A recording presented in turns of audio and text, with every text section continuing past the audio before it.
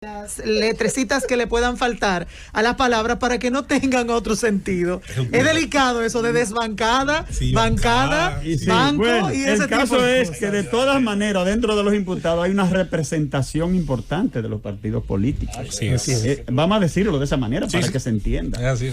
Y entonces, lógicamente que estamos ante una situación bastante grave, difícil para la sociedad dominicana, porque lo cierto es que este asunto de la narcopolítica no es de ahora. Lo que estamos viendo aquí es la consecuencia de todo aquello que no se había enfrentado, porque era un secreto a voces que estas cosas estaban ocurriendo en los distintos partidos políticos sin excepción, porque aquí nadie venga a imputarle al otro, no, que fuiste tú, todos tienen iguales niveles de responsabilidades y fueron irresponsables cuando en determinado y han sido irresponsables cuando en determinado momento permitieron que personas que incluso venían a desplazar a gente que eran dirigentes de los partidos, vinieron desde afuera con un saco de dinero a comprar candidaturas y a financiarse su propia candidatura. Y una manera de, digamos, de los partidos políticos recibir los recursos que reciben por ley, que todos pagamos con nuestros impuestos, pero en vez de destinar a veces ese dinero a financiar esas candidaturas, han dejado a la libre y se han hecho de la vista gorda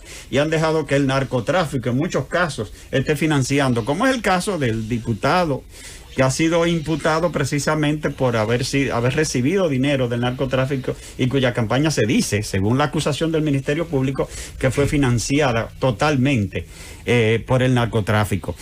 Es una situación, señores, que la sociedad ya, de hecho, hay instituciones, fundaciones de la sociedad civil que ustedes han visto en los medios de comunicación que están planteando nuevas leyes para enfrentar lo que se ha denominado como la narcopolítica. Y en ese sentido también estamos hablando de que esto se produce en medio de un diálogo nacional en cuya segunda entrega ha participado el presidente de la República y ya se está hablando de una reforma número 13. Acuérdense que Abinader planteó 12, ya se están hablando de 13 con la implementación de lo que sería un código electoral. Dentro de ese código electoral se plantean asuntos ya que tienen que ver de una u otra forma de ir, digamos, poniéndole un stop, frenando lo que sería la introducción del narcotráfico en la política de la República. Es algo difícil, no es fácil, porque es difícil tú poder controlar cómo llegan los recursos a los partidos políticos para financiar las campañas.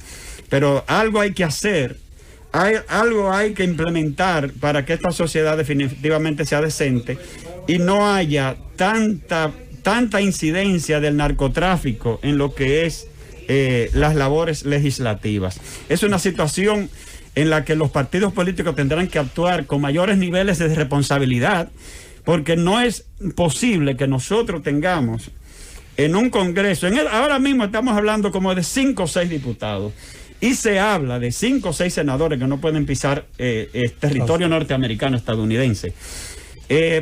Probablemente hayan algunos que podrían ser llamados incluso en los últimos, dime, Jim. Sí, pero hay una ley de partidos políticos y todo eso está ahí. ¿Para qué crear otra? Ejecutar la que está. Bueno, es una ley de partidos políticos. Es una ley muy débil. Pero una ley, tú sabes bien que esa ley incluso hasta el propio Tribunal Constitucional ha ido desmontándola. Pero ¿y quién va a afilar cuchillo para su propia garganta? Bueno, sería otra cosa. ¿Tú crees que los legisladores van a fortalecer esa ley? Miren, señores, la sociedad debe presionar para que ocurra.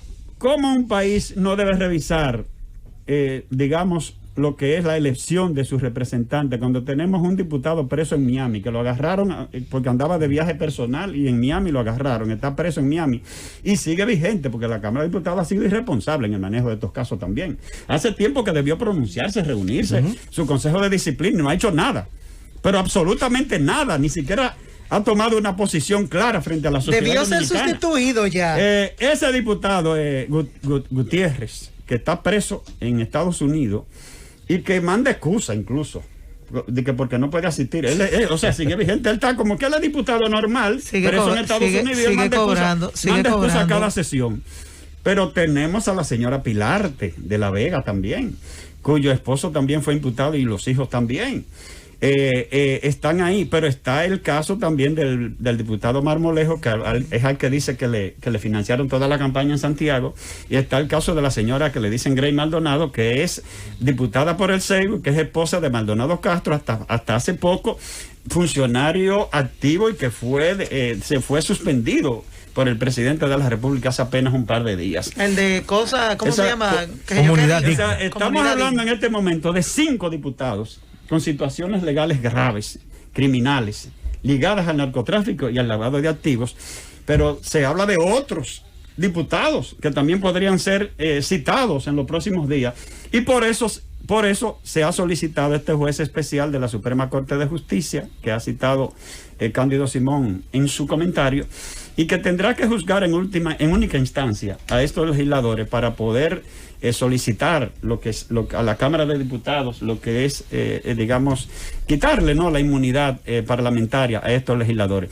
Yo simple y llanamente, y quiero brevemente pasar de ahí a otro punto de 1 minuto, porque hay algo que sí que hay que decir, ya esto para todo el mundo, porque nosotros somos parte de un planeta y como tal no debemos sustraernos todo lo que ocurre en el mundo.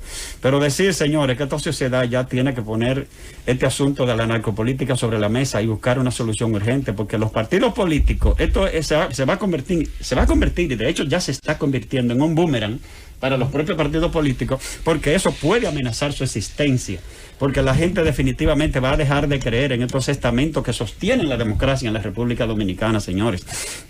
José Luis y Rosalía, hoy quiero pedirle que me dejen abordar brevemente este tema que ha salido en el día de hoy. Es algo muy grave, dicho por el secretario general de la Organización de las Naciones Unidas, Antonio Guterres. Guterres ha dicho, señores, que para final de siglo se prevé un aumento de las temperaturas de un 2,7. Eso es muchísimo en grados Celsius. Y eso significa, señores, que vamos a tener un planeta insoportable en el que prácticamente casi no podremos vivir.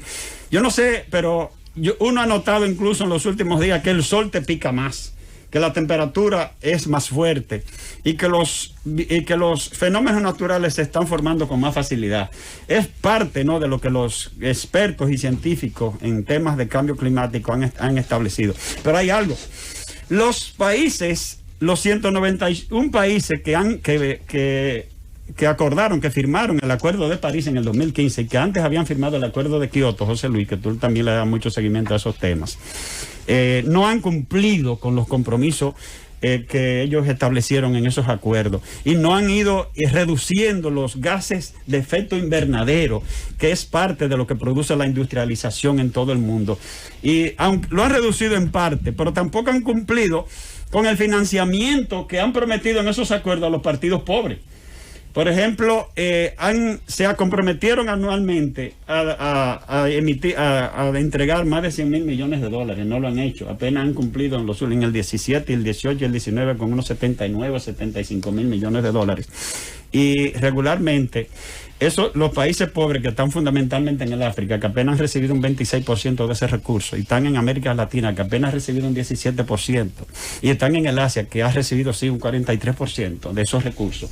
Realmente es sumamente inquietante para el mundo, porque si no se cumplen con esos acuerdos. Pero hay que decir algo también. En la presidencia de Trump, en esos 4 años en los Estados Unidos, lo que fueron estos acuerdos, que Estados Unidos se opuso en la presidencia de Trump, ustedes lo saben, él dijo que no creía en eso. Cuando iba a una reunión de esa, lo que hacía era que la boicoteaba. Y tampoco creía en el COVID hasta que le dio COVID. Así fue. Y no creía en eso. Entonces ahí esos acuerdos que había firmado Estados Unidos como país más industrializado prácticamente del mundo, y no haber cumplido en esos 4 años, eso desembocó en un retraso, ¿no?, en todos estos asuntos. Pero eso, como bien lo dice el secretario general de la ONU, va a representar la pérdida de muchas vidas en todo el mundo, porque en la medida en que no se cumplen estos acuerdos y no se reducen la emisión de gases de efecto invernadero para que de alguna manera se contrarreste estos efectos del cambio climático, entonces de verdad que mueva mucha preocupación, y ojalá que esos 191 países, que hay apenas 113 de esos 191 que firmaron el acuerdo de París en el 2015, han estado cumpliendo. Entonces nosotros de verdad decimos como habitantes de este planeta, señores, que ha de preocuparse, y que estos países pequeños como nosotros, cuando vamos a esos foros como la ONU, tenemos que seguir clamando porque ellos definitivamente cumplan con esos acuerdos. Llévatelo, François.